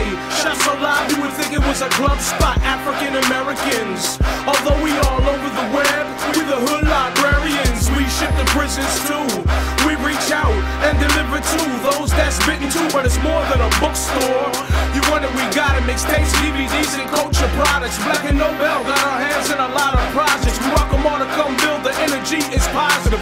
And remember, other team is awake and conscious. Come through and experience this place of knowledge. They say they'll put it in a book if they want to hide it from us, but we got them books so you can buy it from us. Something to read while you on a train or riding the bus. Get your read on, food for thought, get your eat on.